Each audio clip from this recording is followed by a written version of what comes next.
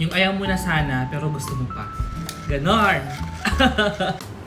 Hi guys! So since today is payday, treat naman natin yung sarili natin ng something kakaiba dito sa 7-Eleven. 7-Eleven lang ang kaya natin ngayong payday kasi naipadala na natin.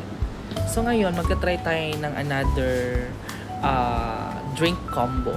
Ayan. So, ayan, napanood ko lang sa TikTok and itry natin. Yung drink hack natin ngayon ay kuha tayo ng isang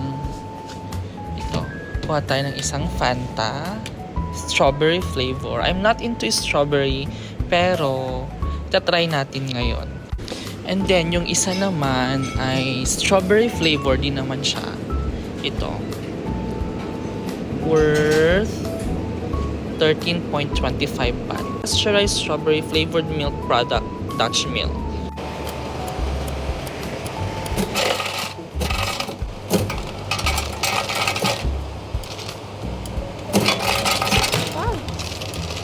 Okay na yan. Wala padami na naman ako. Okay, so magbayad na tayo. Doon ko na lang sa apartment paghahalo. Kasi nahiya ako dito sa loob. Ang daming mga bumibili. Magbayad na tayo guys. Baka mabudol na naman ako dito. Iba kang laman mo. Ano ba yun? May makeup. Raptong Dawai Cup. Tong Cup.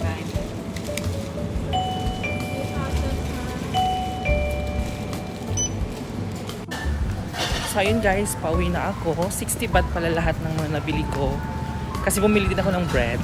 So ayun na nga, nakarating na ako dito sa apartment. Ayan, pawis na pawis pa ako. Ganito po ko talaga kainit dito sa Thailand. Okay, so itry na natin guys. So, lagay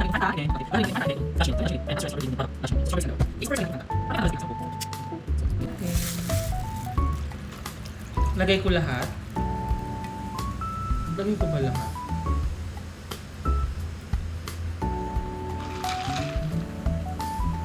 Lagay ko ng lahat.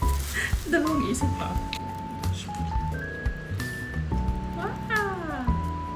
Parang nakakatakam, pero I'm not into strawberry talaga. Strawberry flavor. Let's try. Ay, wow. Okay, the moment of truth. Ayan.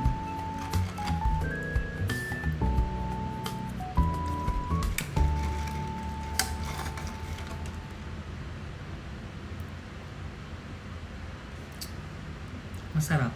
Lasang strawberry talaga. Kasi syempre, dalawa silang strawberry flavor, di ba? Masarap siya. Hindi ako mahilig sa strawberry flavor, pero masarap. Alam mo yung feeling na nakaka-addict. Yun. Yun yung feeling niya. Ayun lang. Bye!